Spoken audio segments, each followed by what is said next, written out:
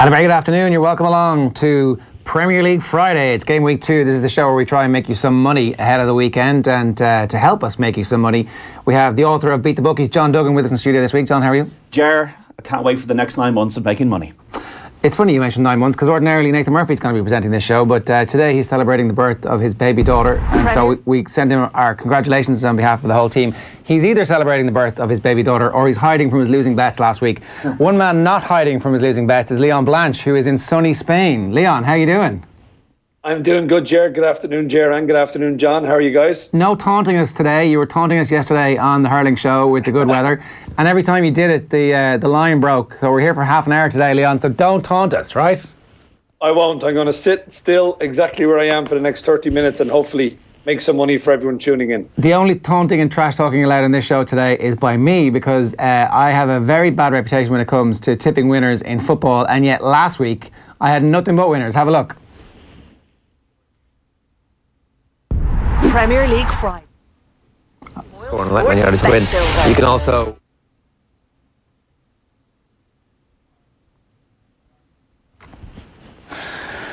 There you go. My one moment of glory, and it's unavailable to us. So last week I tipped a 2-1 win for Manchester United against Leicester City. I also said that it was going to be scoreless in the Burnley-Southampton game, and there might even have been a third winner hidden there. Here you go. Here's the actual proof that it happened, because without proof it didn't happen. I like both teams to score, and I like Man United to win.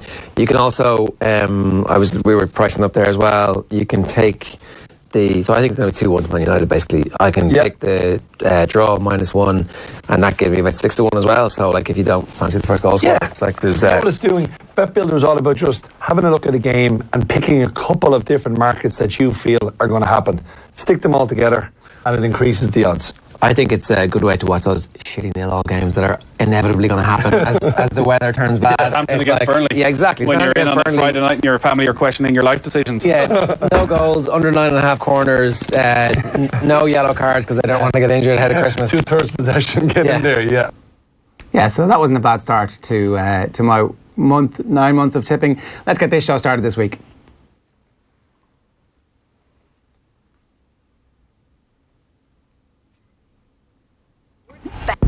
Premier League Friday, thanks to the BoyleSports Bet Builder.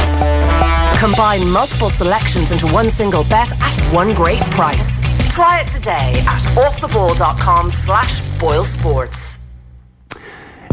Premier League. Leon, one of your focuses is definitely going to be on Bet Builder, and I was trying to explain last week how I would have gone into that Man United Leicester game. It would have been a 6-1 on that match if I'd actually put my money where my mouth is and made the bet. You've got a Bet Builder for us this week to help kind of just explain to everybody how it works. And I mean, I think this is, as I said there, a pretty good way for people to actually understand exactly how a match is going to ebb and flow and try and get involved in a match that might be fairly predictable in terms of the outcome. Yeah, look, it is, Jerry. I think Bet Builder is there for anyone to bet small, stick a euro on, gives you more excitement while you're watching the game. You can pick a whole range of different markets from any particular game that you want to sit down and look at. And we're looking at the big game this weekend. Of course, Chelsea got off to a winning start last weekend. Arsenal got beaten at home by Man City. Arsenal will travel to Stamford Bridge. I thought we saw how good Eden Hazard was when he came off the bench last week. So we're going to put him in to start against Arsenal at the Bridge. So him to score first, the game to finish in a draw, and there to be over 2.5 goals. If that happens, Hazard first, the game to finish level, and over 2.5 goals in the contest, 80-1. 8-0, 80-1. It just gives you a great bit of interest while you're sitting down on a Saturday evening, 5:30 kickoff, stick your euro into the Bet Builder, and you might just strike it lucky. And that's what Bet Builder is all about. It's not about betting big, it's about betting small, but hopefully looking for those huge returns. So you reckon it's going to be 2-2 or 3-3? If it's a 1-1 draw, your bet doesn't come in, but if it's a 2-2 draw, Eden Hazard scores first, your quid's in at a euro, it's 80-1. Exactly, and I think there will be goals. I think Arsenal have got to show a little bit more than they did at home against City. They were very lacklustre in my own opinion. I think they'll have to go in this London derby and they'll want to show their manager and their fans that they're capable of putting in a big performance. I think there's going to be goals in this one. I think both teams will definitely score, and that's why we're looking at something like over 2.5 goals. Hazard, the main man for Chelsea, should he score first? And the game, obviously, to finish all square, 8-0, 80-1. All right, there's the graphic of Leon's bet builder there. So draw match betting, total goals over under 2.5 is over, and Eden Hazard first goal scorer is 80-1. So if you don't reckon that it's going to be a draw and you think both teams are going to score, you can sub in either result for that. So if you think Arsenal are going to win or Chelsea are going to win, then that's exactly how bet builder works. But you can see the big odds racking up there at 80-1. All right, John, let's get into the nitty gritty of this game between Chelsea and Arsenal, and tell us a little bit about what you think of it. We can have a look at the match odds specifically for this one. Yeah, well, Chelsea with BoyleSports are 5-4 on. The draw is 14-5. Nearly 3-1 on Arsenal, or 16-5, just over 3-1. So we did Premier League Live on Today FM last week. Chelsea was the commentary game against Huddersfield. I think they were very comfortable. And Sarri has said it's going to take 2 to 3 months to get them right. But I think it'll be quicker than that. I think Jorginho, I think that's a bit of downplaying the expectations. And I think actually with playing the 4-3-3 already, Hazard coming on and being extremely sharp, Arsenal looked way off it last week against City, playing the 4-2-3-1, playing it slow out of defence with Cech.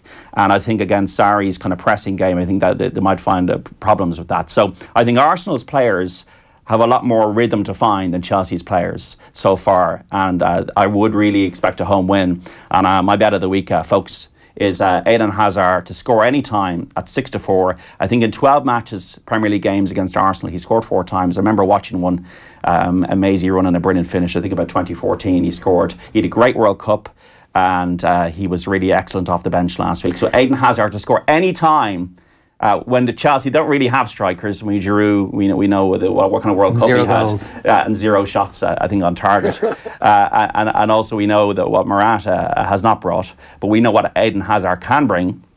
And I think Chelsea, with Eden Hazard to score any time, I would fancy them to be just a little bit more advanced than Arsenal, who only, I think, won 4 times on the road last season, Ger. So Chelsea, I think, will win tomorrow. But it is a London derby, and I suppose we're looking at these two teams as contenders for the top 4.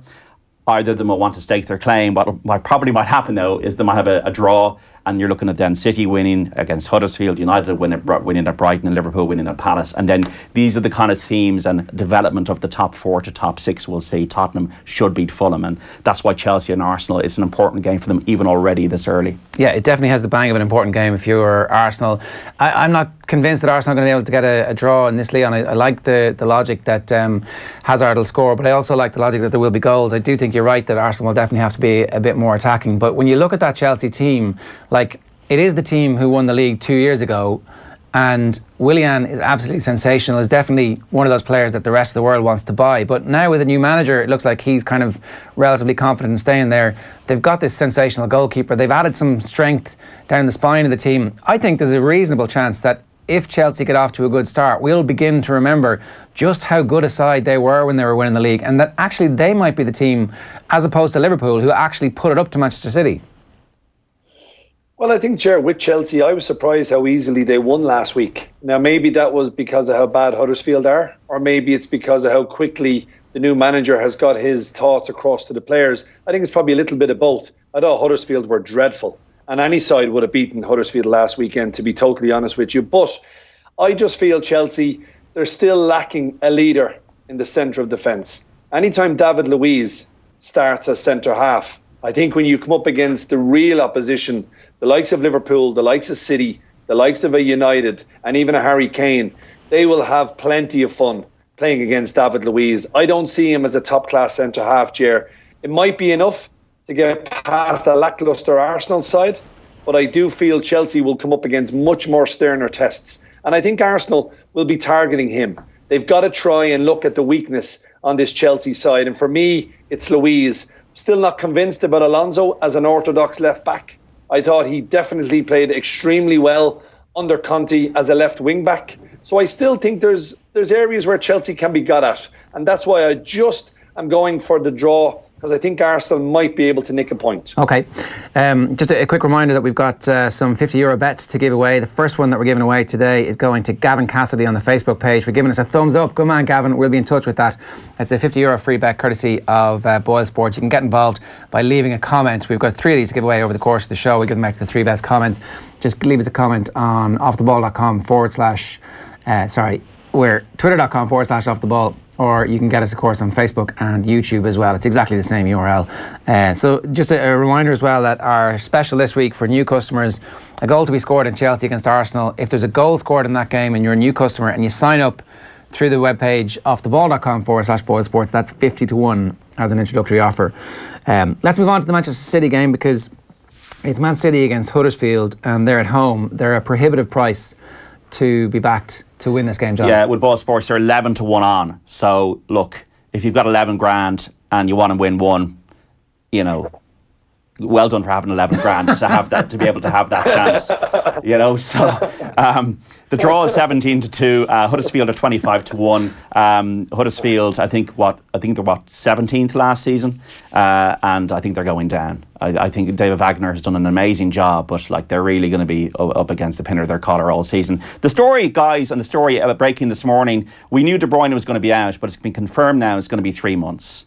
I think when Pellegrini had him in 2016, when he had last had a similar injury with his knee, he was out for 12 games. They won 4, they lost 5. But this is a completely different universe now. You have Bernardo Silva, who could play in a more central role, 43 million signing. You've got Riyad Mahrez, who could play centrally, possibly if they had Jesus in to do more defensive job if he came into the team. You've got David Silva, you've got Raheem Sterling in there, you got Leroy Sané in there, you got Phil Foden, the youngster, in there. So I think there'll be enough strength and depth for City to be able to cope. I think it's against the bigger teams will know the deficit of not having Kevin De Bruyne who's in there, because he is a world-class player. But they're going to win tomorrow on Sunday at 1:30 is the kickoff. But the story is not about City and Huddersfield. The story is about De Bruyne, his injury. Yeah, the offtheball.com/BoyleSports special this week is Aguero to score first in Man City against Huddersfield. It's out to 3 to 1. So if you think Sergio Aguero is going to fill his boots against Huddersfield, and he's got a great record against everybody, let's face it, and he needs a goal. Just to remind everybody that he's the alpha dog in the team. He is 3 to 1 to score first in that game against Huddersfield. That's an enhanced price for Off The Ball users, offtheball.com/BoyleSports.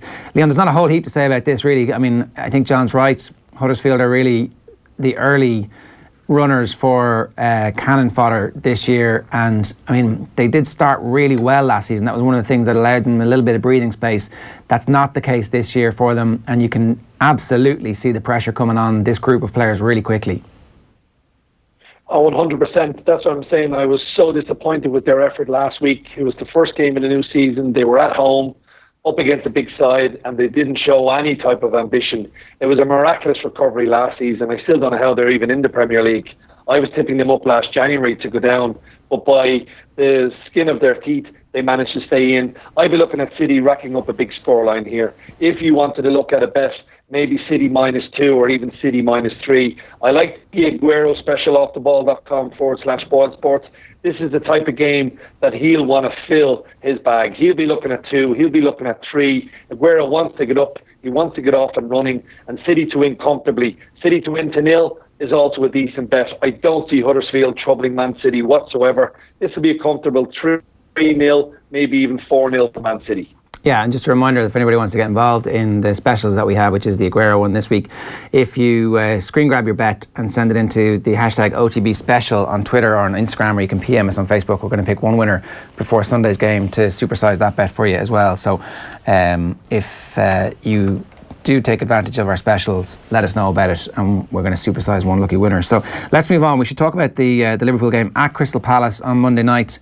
Backing odds-on favourites away from home is the fastest way to the poorhouse, was a bit of advice I got when I started gambling, and stupidly have not heeded it all my life. But I don't know. Crystal Palace has been the graveyard of dreams for Liverpool down through the decades, and I realise Crystal Palace might not be a sexy team, but they're up and running. They're off to a good start. Roy Hodgson knows what he's doing. I ain't backing Liverpool to win that game. Palace 6 to 1. With Boyles, draw 7 to 2, and Liverpool 5 to 2 on. Liverpool, for the first time since 1998 last season, won both home and away against Palace. As you say, they've been a bit of a bogey team, especially in the Brendan Rodgers 3-3 game after the Gerrard slip. People sometimes forget about that game at Palace. Liverpool were sizzling last week. Here's a commandment from the John Duggan Temple. Liverpool to win the title. I think, Leon, are they 3 to 1 or 7 to 2 to win the title? Liverpool after one game? Yeah. I think they're 100 to 30, John. Well, in between, yeah. Liverpool are going to win the title, Leon. It's going to happen. Well, John, you won't hear any argument from me. I am a Red. But this is a tricky game. This is the type of game where Liverpool have slipped up plenty of times in years gone by. This is a really, really tough game. Palace will be up for this. It's their first home game of the season. They get off to a very, very good start away to Fulham. That was a very, very decent victory. And Liverpool have got to go to sides like Palace away. No disrespect to Palace, but if you want to be winning the Premier League title, you've got to go to Selhurst Park and you've got to win. But it's a very short price. 5-2 on is quite skimpy for Liverpool away from home. Yes, they were breathtaking at times against West Ham. It could have been 7 or 8 at Anfield last Sunday. But this is a tough game. I do hope, and I probably expect them just to get over the line against Palace, but it's going to be tight. I think this will be a nail-biter. I think there'll be goals. I think Palace will score, and I think Liverpool will score. Both teams to score is the way I'd be looking if I was having a bet on the Monday night game. Yeah, since Van Dijk scored, we used to, all last season, at the start of the season, one of Kev's tips to everybody in the office was back Liverpool to win, both teams to score every week. And like 3 times out of 5, it would come off early in the season. But after they signed Van Dijk, that defence stopped conceding stupid goals. Now, they've got a good goalkeeper. Alisson, yeah. They've got a good centre-back. They've got a good defensive partnership, and they've got a plan where the team defends. So they're definitely getting a bit better, and they're definitely getting a bit tighter. That's worth bearing in mind. I should say that, mentioning Kev, Liverpool are part of his treble this week, which you can also get on the offtheball.com/BoyleSports. He's also gone for West Ham and Everton to win. I'm just going to tell you, West Ham are playing at home against Eddie Howe's Bournemouth, who obviously got off to a good start last week. There it is there. 11-10 West Ham to win at home against Bournemouth. Liverpool 9-4 they were when that bet was made to win at Palace. And Everton to win as well at home to Southampton. They're 11-10 on. Now, I think that at this time of the year, one strategy is to take certain teams and oppose them, and taking on Southampton I think is a great idea. I think Nathan was here making the case that they still have a really good team. You just don't like Mark Hughes though, do you? I don't really like Mark Hughes. I think he's overrated as a manager. I do. I think that anyway, so I do think that there's a good chance that Everton beat Southampton. The other one is West Ham to beat Bournemouth. I'm not having that. I can't have West Ham after their supine performance last week. I just can't see myself putting my hand in my pocket and saying, I think this West Ham team, they can represent me this week. To leave alone this week. Yeah, I think Everton are a good bet. I mean, you've got Tosin up front. I don't know whether he's the answer, but the rest of the team looks pretty well balanced. Richarlison had a really good, impressive debut against Wolves last week. The man sent off against Southampton. Yeah, I definitely fancy Everton's chances with BoyleSports 20-23, even if you're backing odds on. But there's like Burnley, Watford, I find very difficult to call. Burnley having gone to extra time again in the Europa League last night. Watford having won comfortably against Brighton, but not very good on the road. So there are certain matches which are tricky. Even Cardiff-Newcastle is tricky. Newcastle, a lot of problems at the moment. Cardiff will be good at home, good on set pieces last week, even though they lost against Bournemouth. That one is a tricky one to call. So home advantage, Leicester as well at home against Wolves. So there are lots of tricky matches here. I'm taking on Leicester, one of the other teams that I'm going to take on this season. Just Leon, to go back to Kev's treble, what do you make of his one? So I'm just going to remind everybody what it is there very quickly. It was obviously Liverpool to win away from home, Everton to win against Southampton, and then the third aspect of it I have literally just forgotten. Oh yeah, here it is here. West Ham. Yeah. West Ham. Yeah. Yeah, look, I agree with John. I fancy Everton. I thought it was a very harsh red card for Jagielka. They were playing very well away to Wolves. Richarlison has settled in nice. I think they'll win. I think Liverpool will get over the line. But like you, Ger, I'd be a little bit worried about West Ham. Now maybe at home, first game of the season, they've signed a lot of new players. They're trying to gel. But they just looked lifeless against Liverpool last week. I mean, there wasn't an awful lot there. There's no legs in the middle of the park. Jack Wilshere and Mark Noble, both of them are not getting any younger. And they just looked very sedate, one pace. They need legs in that middle, and they don't have it at the moment. Arnautovic is a class player on his day, but I think Bournemouth will fancy their chances of going there and maybe nicking something. So West Ham might be the one to let Kev's treble down. Yeah, I would definitely be opposing West Ham this week, and I think it was interesting. Eddie Howe, now the longest serving manager in the Premier League after Wenger's retirement / sacking, but it matters. That level of consistency matters in performance and being able to trust them, and they've strengthened, and they just look like a squad who know what they're doing. They also started very poorly last season. and they're starting off with a win, and I think they play good football. Bournemouth. They play good football. They play. They're technically good. Not bad to watch They at all. got like Lerma in then for the Colombian, and he's an impressive player. So I think they'll be okay. I think Bournemouth will survive. So Gavin, who picked up our first free bet at random, has been advised by Davin Finnerty, who clearly isn't one of his mates, says, "Good man, Gavin, make it count. All on Giroud to score a hat-trick," and then smiley face. So don't back Giroud to score a hat-trick. That's my one piece of advice. Drew's never going to score again This week. That's our overreaction Friday here.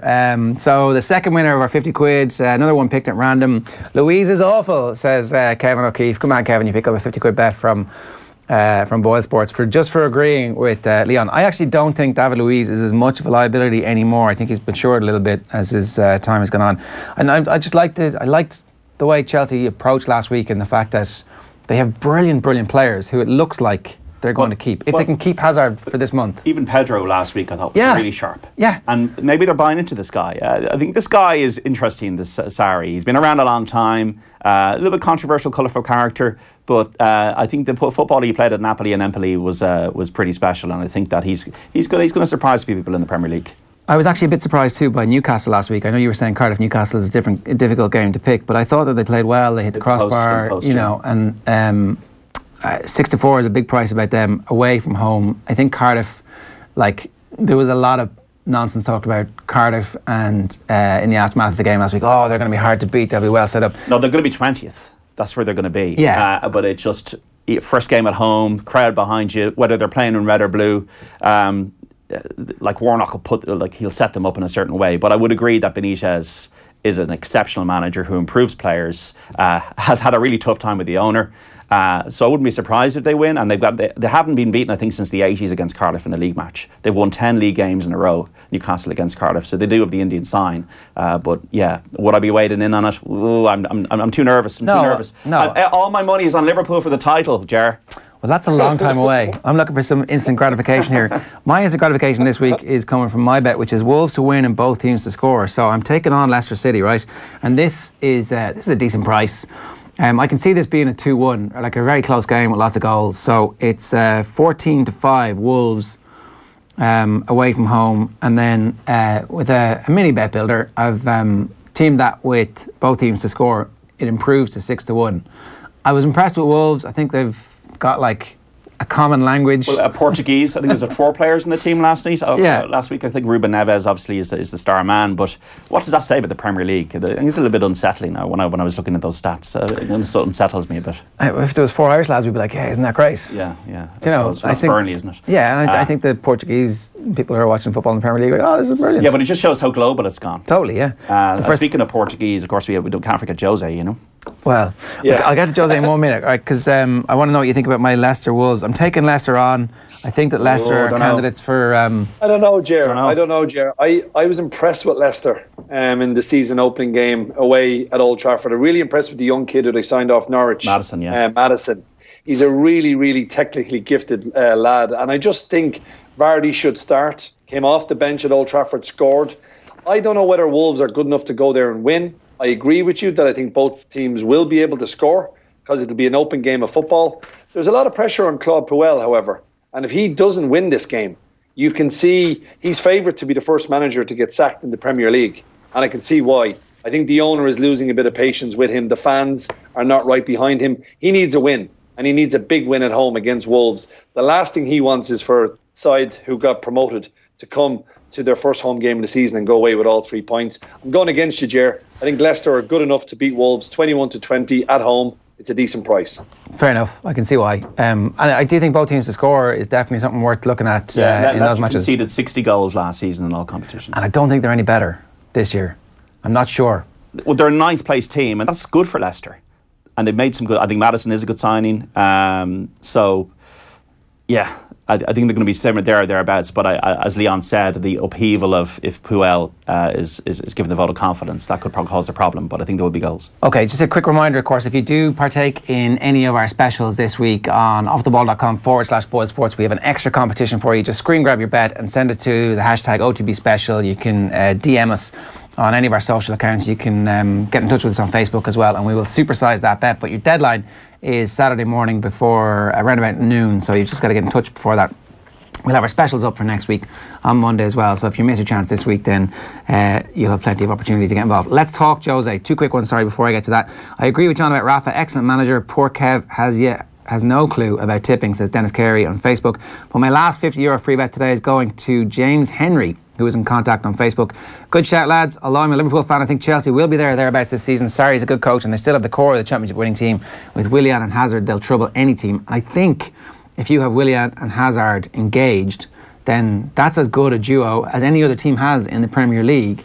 And like all of a sudden, that's going to fire you into close enough to the top 2 and win the games like I think the one this week against Arsenal. But let's talk Jose to wrap this out tonight. Brighton against Manchester City.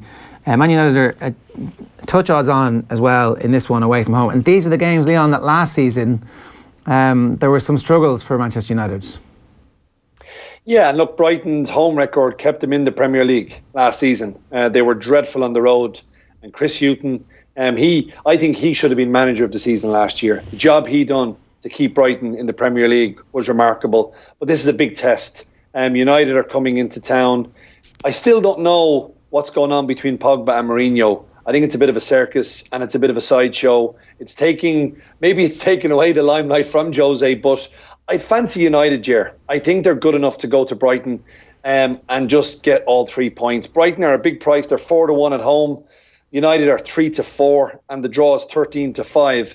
Now, as you rightly said, backing odds on shots away from home is a tricky way to be playing. But I think United, if they have any aspirations, the one thing you don't want to do is, City are going to have 6 points because they're going to beat Huddersfield. You don't want to be falling behind Man City at any time during this season. You've got to stick the pace with them.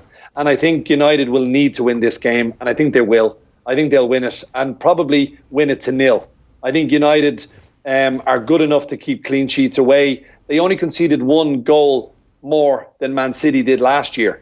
And so that's why I said it last week. I couldn't understand why Jose wanted to spend all this money on a centre half, because the back and the keeper are very, very solid indeed. It's going forward. Jose needs to loosen the reins a bit. Let the players who can express themselves, let them go out, let them attack, and let them do what they do best, and that's score goals. United, for me, to get all 3 points.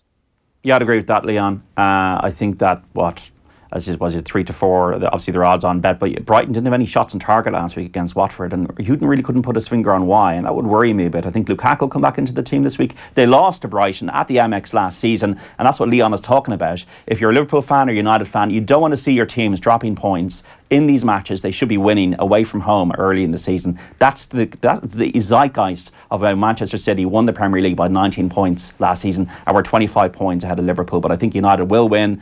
I think Pogba getting the captaincy is a good thing. I think it was disappointing to see him come out and say that he'd be fined if he said certain things. I think he should have left it and put it to bed after giving that performance when he got the captaincy against Leicester. But I will expect them to win. I think Bailly and Lindelof were good last week in centre of defence, and I think Brighton might struggle this year. I think Brighton will be, like Huddersfield, in that mix for relegation. And Leicester City, I'm telling you, you heard it here first.